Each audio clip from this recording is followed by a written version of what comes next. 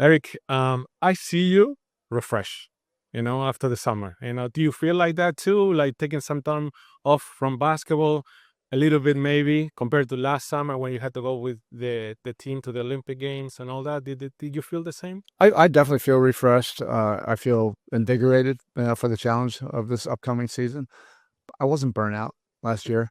I love this craft of coaching. I love being part of teams. I love trying to develop a team that can produce something magical. But the summer was terrific. I was able to deconstruct last year what happened. Was able to get time away, spend a lot of time with the family, and then also plenty of time to prepare. For a plan that we think makes sense for this team. And you had time also to visit some of your players in Europe, visit the national teams, their families. You were talking about it before. That was also, great to see. And I'm sure it gave you another kind of angle to them, where they're not only as a player, but as a person too. Yeah, I think it was fun to. I spent time with Simone in Rome. I was able to spend time with Pella and his family, and Nico and his family in Belgrade. And I wasn't the head coach there. I wasn't trying to tell them, what they needed to do in the tournament. I was just there as a friend to try to support them and really more to just break bread with their families and hear funny stories about them when they were kids.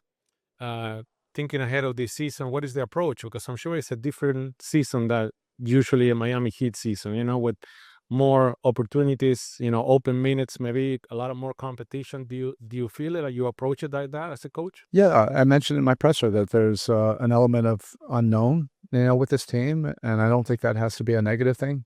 I think it's an exciting thing. There's great possibilities that I see with this team, and hopefully we'll be able to leave enough of a space for our players to grow into that and collectively do something special. Does it affect at all what other people think about the team? The experts, the opportunities that they give to the Heat to be able to compete for the Eastern Conference. Do you hear all that, or you try to shut all that noise? I don't really pay attention to that. It doesn't matter to me. It also doesn't matter if it does provide motivation for Like a some of plus, our right? players. Yeah, I'm okay with that. But the deeper motivation is something that comes from within, not external motivation of trying to prove somebody wrong, but it's really about trying to create something magical, something special, with a group of people that have a common goal. And it takes time, and not all teams get that feeling. We've been able to do that several times over the years, and we're going to do everything we possibly can, to create that. And that's why it's invigorating, this challenge and starting the season.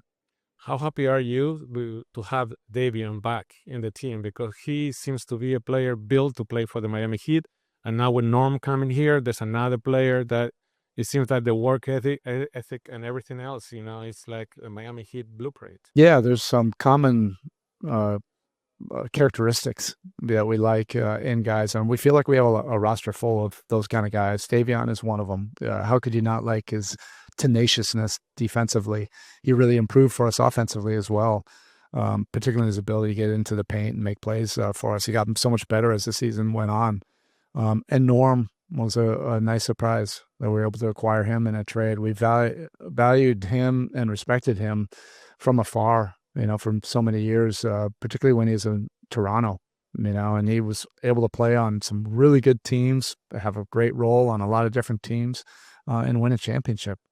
Those experiences we think matter. Were you surprised that he kind of became available after having like almost an all-star season for him, maybe the best season of his career? Well, we wanted to add some firepower to our team, so nothing really surprises me in this league anymore. I'm just fortunate that we were able to be there to be able to acquire him. Like I said, we feel like we're aligned in a lot of the ways that we view competition, work ethic, and approach to the game. And um, he also is a two-way player. He defends. He's competitive. We just like all of it.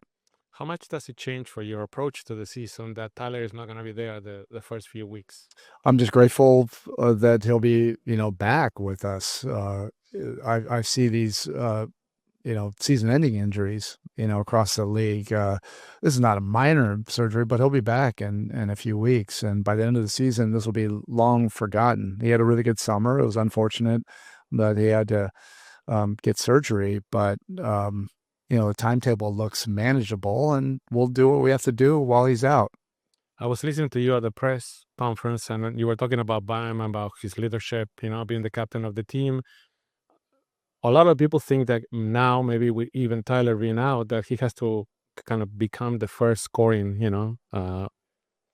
guy for the Heat. Is that what you want from him, like to be the number one option scoring, or you need He's going to be Bam? He's going to be involved in so many things that we do offensively. May end up he'll be our leading scorer, may be our second leading scorer, but he's going to be our leading option. He's going to have his fingerprints basically on every single possession, one way or another, and to be dominant for us defensively. And he's setting himself up to have a terrific year. Now, the challenge that I've set for him is to really embrace the mentorship role. He's already been a leader, he's been a captain, but now the mentorship role, that's what can move mountains for us in the locker room. We have an impressionable locker room, and I think he has that ability, and he'll grow into it, and I'm looking forward to seeing it.